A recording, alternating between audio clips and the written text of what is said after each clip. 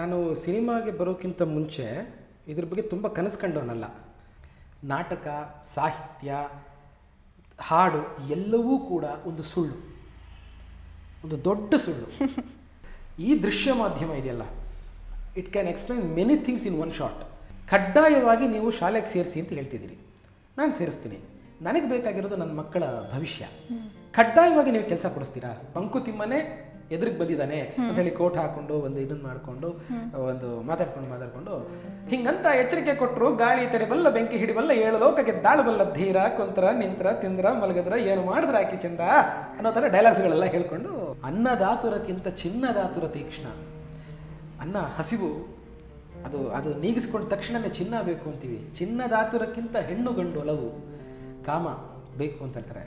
ಅದಕ್ಕಿಂತ ಮೀರಿದ್ದಂತೆ ಇದೆಲ್ಲವಕ್ಕೂ ಮೀರಿದ್ದು ಮನ್ನಣೆ. ಸೊ ಚಿತ್ರರಂಗದ ಬಗ್ಗೆ ನಂಗೆ ಗೊತ್ತಿಲ್ಲದೇ ಸಿನಿಮಾ ಮಾಡಿದ್ದಕ್ಕೆ ಆ ಥರದೊಂದು ಸಿನಿಮಾ ಮಾಡ್ಲಿಕ್ಕೆ ಆಯಿತು. ಸಪೋಸ್ ಚಿತ್ರರಂಗಕ್ಕೆ ಬರೋಕ್ಕಿಂತ ಮುಂಚೆ ನಾನು ಅಸಿಸ್ಟೆಂಟ್ ಡೈರೆಕ್ಟರ್ ಆಗಿ, ಅಸೋಸಿಯೇಟ್ ಆಗಿ ನಾನು ಮಾಡಿದ್ದಿದ್ರೆ ಹೆದರಿಸ್ಬಿಡ್ತಿದ್ರು. ಚಾರ್ಲ್ಸ್ ಡಾರ್ವಿನ್ ಅವರು ಒಂದು ಅದ್ಭುತವಾದ ಮಾತು ಹೇಳಿದ್ದಾರೆ, love, sex and crime any time saleable ವಸ್ತು ಅಂತ. ನಾನು ಅಕಾಡೆಮಿಕ್ ಓದೋನೇ ಅಲ್ಲ, ನನ್ನ ಎಜುಕೇಷನ್ ನನ್ನ ಹತ್ರ ಯಾವ ಸರ್ಟಿಫಿಕೇಟು ಇಲ್ಲ. ಇವಾಗ 8th ಸ್ಟ್ಯಾಂಡರ್ಡ್ ಆದಮೇಲೆ ನಾನು ಓದೇ ಇಲ್ಲ ಸ್ಕೂಲಲ್ಲಿ. ಬದುಕು ತುಂಬ ದೊಡ್ಡ ಟೀಚರು. ಅಕಾಡೆಮಿಕ್ ನಾಲೆಡ್ಜ್ಗಿಂತ ಈ ಥರ ನಾಲೆಡ್ಜ್ಗಳು ತುಂಬ ಬಂದು, ರಂಗಭೂಮಿ ದೊಡ್ಡ ಯೂನಿವರ್ಸಿಟಿ.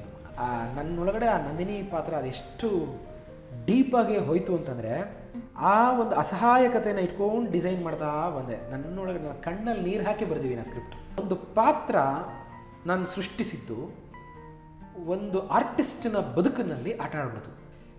ಒಂದು ಮಾತಿದೆ, ನಿನ್ನ ಅಭಿಪ್ರಾಯ ತಪ್ಪೇ ಇರಬಹುದು, ಆದರೆ ಅದನ್ನು ಪ್ರಕಟಿಸುವ ನಿನ್ನ ಸ್ವಾತಂತ್ರ್ಯ ಇದೆಯಲ್ಲ, ಅದಕ್ಕೆ ನಾವು ಬೆಂಬಲಿಸಬೇಕು. ಸಮುದ್ರಕ್ಕೆ ಕಲ್ಲನ್ನು ಎಸೆಯುವುದಷ್ಟೇ ನಮ್ಮ ಕೆಲಸ, ಅದು ಎಬ್ಬಿಸುವ ಅಲೆಗಳ ಮೇಲೆ ನಮ್ಮ ನಿಯಂತ್ರಣವಿಲ್ಲ. ಯಾಕಂದರೆ ಇದು ಡೇಂಜರಸ್ ಸಬ್ಜೆಕ್ಟು. ಯಾಕಂದರೆ ಒಂದು ಮೀಡಿಯಾನ ಎದುರಾಕೊಂಡು ಮಾತಾಡೋದಿದೆಯಲ್ಲ, ತುಂಬ ಕಷ್ಟ.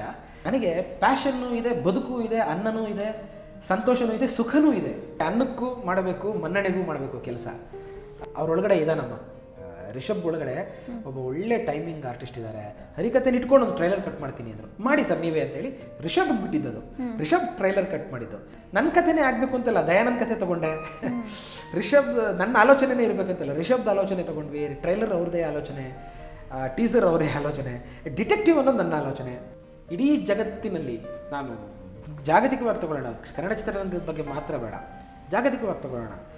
ಸೆನ್ಸಿಬಲ್ ಆದಂಥ ಸಿನಿಮಾಗಳ ಮಾರ್ಕೆಟ್ ಇವತ್ತಿಗೂ ತುಂಬ ಕಡಿಮೆ. ಹಣವಿಲ್ಲದೆ ಈ ಸಿನಿಮಾ ಮಾಡೋಕ್ಕಾಗೋದಿಲ್ಲ, ಆದರೆ ಬರೀ ಹಣದಿಂದ ಸಿನಿಮಾ ಮಾಡೋಕ್ಕಾಗಲ್ಲ.